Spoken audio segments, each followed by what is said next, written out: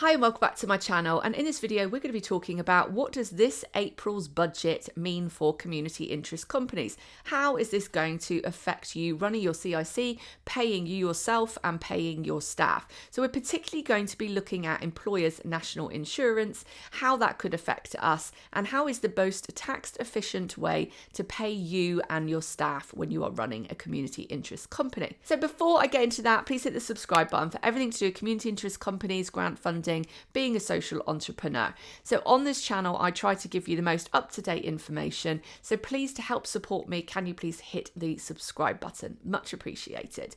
Also, please do use the comment section as well. Ask me questions there, and I try to be as responsive as I can. Now, aside from that, you may also want to consider joining my membership CIC tribe, where you can get even more information like this channel, but far more in depth, and you can get regular 2 or 3 sessions with me a week where you can ask me questions in our Q&A sessions.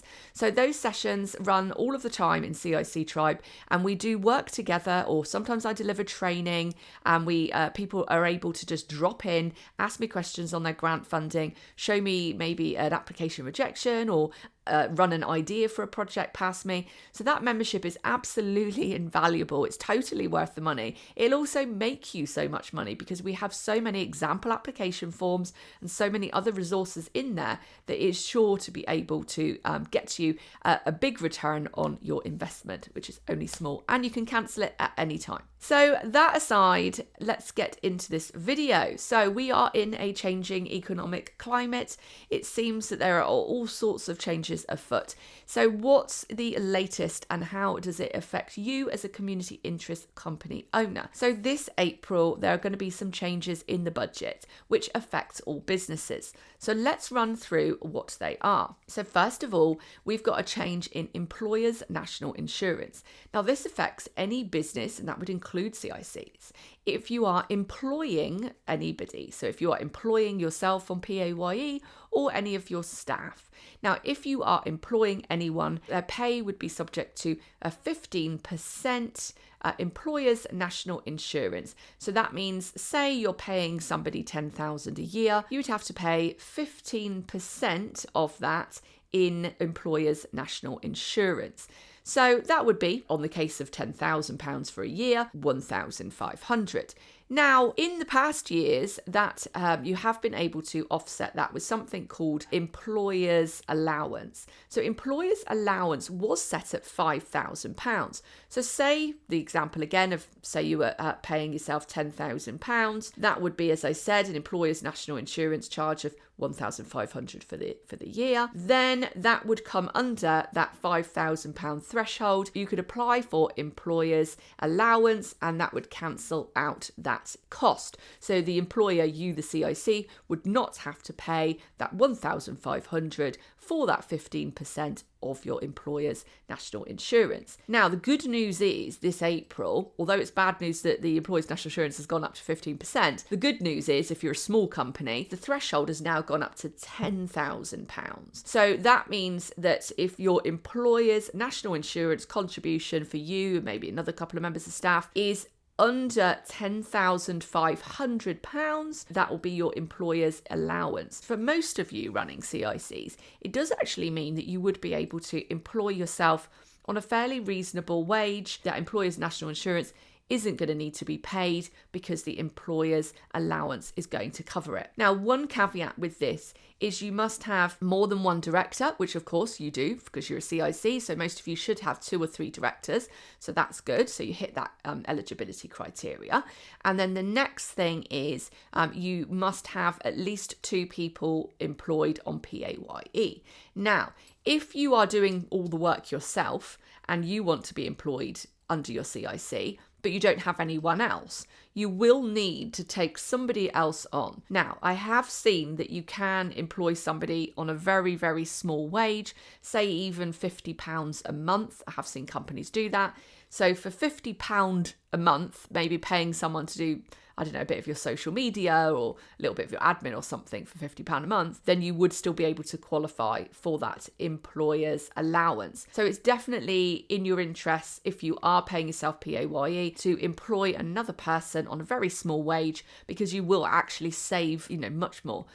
So it's worth doing that. Now, having said all of that, I do still maintain that although that is all good news, that we've got, a larger employer's allowance, so that means that we don't have to worry too much about employers' national insurance. So although yes, that is good news, and that means that it is more tax efficient than it was before to hire yourself PAYE, I still maintain that there are more tax efficiency and more benefits to actually hiring yourself as a freelancer.